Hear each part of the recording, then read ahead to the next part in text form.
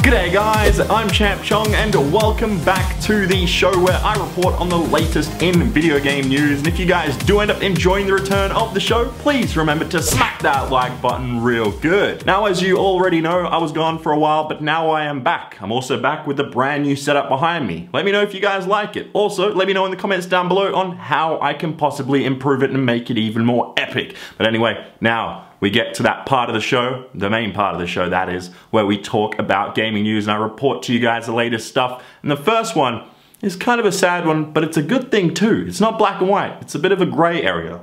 I seem to be wearing a gray hoodie, but that has nothing to do with it. What I'm talking about is for all PlayStation users out there, PS4 users specifically, trying to get their hands on Crash Bandicoot. Reports are going around that Crash Bandicoot, the Insane Trilogy, the remaster of Crash Bandicoot that is pretty much sold out everywhere, and now people are starting to complain that they can't get their hands on the game, which is kinda sad. Now this is a good thing. This is really positive news for Activision because, well, they're selling a crap load of games, but the thing is also, it means that they didn't stock enough because they didn't expect that people will be so crazy for the return of Crash Bandicoot. Now the thing is, last night when the report did initially come out of Crash Bandicoot being sold out, it was mainly about Australian stores being sold out. However, now there are a lot of people complaining, especially like Germany and all over Europe, and even in the United States and places like Walmart, they can't get their hands on the game anymore. As you can see on screen here, a user by the name of Nitro Wolf 2 went into Walmart in the morning of release. He saw a bunch of the copies and he said, oh, I'm gonna pick it up later in the day, and then eventually came back and yeah, he didn't actually get it from Walmart. He had to get the last and final copy at his local GameStop, which is just crazy news there. Activision nor Sony, well, Sony doesn't really have anything to do with this, but Activision haven't actually said anything regarding to this. Maybe they will over the next day or so because it is becoming a pretty hot topic, and I will keep you guys up to date if they do say anything as to shipping numbers, if they're gonna increase it, but in the time being, if you really want the game, you're gonna have to download it digitally. However, the CEO of Activision, Eric Hirshberg, did say that they see a real passion with the Crash fan base and just people going crazy for it, and that they will be trying to see what they can do in the future for maybe remastering other games. This is what Hirshberg had to say. We are experimenting with Crash. We know there's a vocal fan base that wanted it to come back, but you never know if that is emblematic of a larger audience or just this niche, nostalgia-based community. So far, we are seeing some real passion for it, so that could lead to other things. Of course, we are always trying to find the next big thing, but our first priority is to make sure we are servicing, communicating that we are already lucky enough to have. So yeah, that's actually pretty awesome right there that the CEO of Activision is possibly looking into other stuff with remastering old school games, and one of those could potentially be Spyro. Yeah, the classic PS1 game we all love, just like we loved Crash. Personally though, I'd love to see Crash Team Racing make a comeback. You just imagine that online, Crash Team Racing with like 16 friends or something insane like that.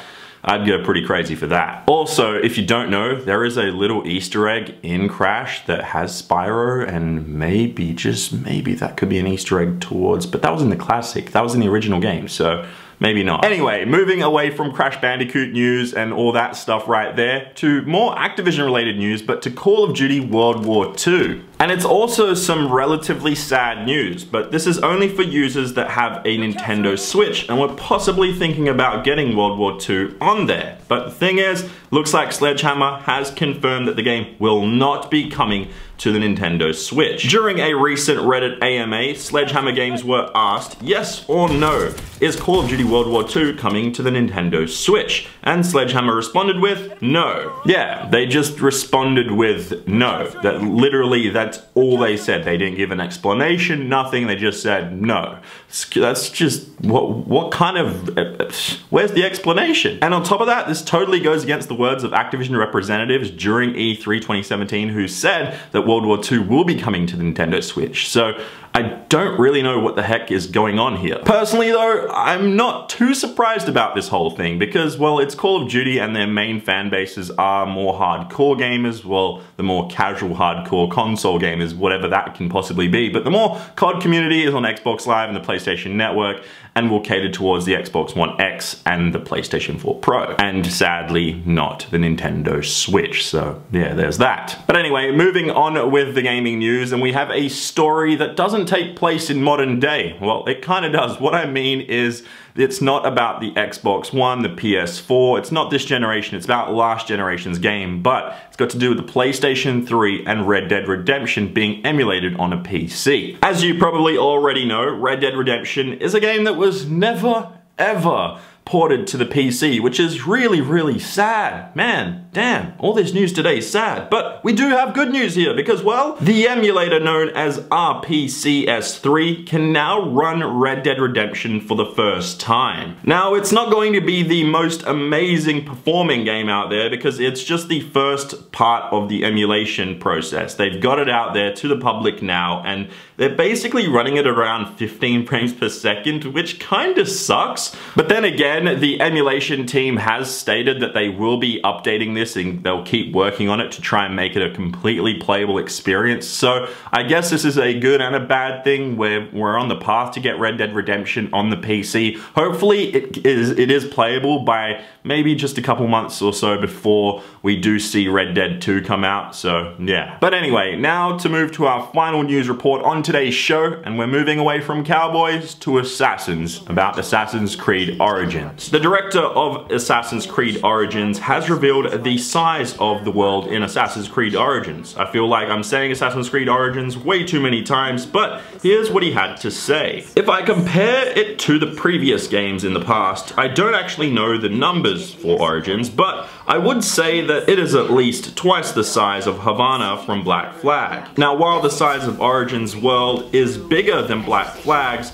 he, didn't say exactly what the size will be, but he did say that it will be bigger. So there's that. That's all we basically know at this time, which is really good news. On top of that, he did state, having said that, I don't think the size of the city is what matters. It really is the content, the experience that you will have inside of it. It's how alive it is. So we filled these locations with quests, with making each city feel unique to itself, and why it's important to Egypt. Now, this is all great news and everything, but my favorite part here is that he says size doesn't really matter.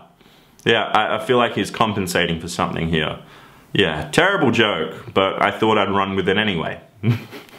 Terrible. Anyway, guys, hopefully you enjoyed the return of the gaming news, and now it is time for that time of the show where I get a question from a guy looking like a gorilla and a man at the same time. It's Gorilla Man's question time. Hand me that question, Gorilla Man. Thanks, Gorilla Man. Okay, guys, and the question is, what game have you been playing most recently and why? So get creative with your answers and put them down below in the comment section, and they could end up on the next show. But if you enjoyed today's video, please remember to smack that like button real good, because I'm ChampChong, Max is Australian. Here are there were no answers from the last show, but I'll see you in the next one.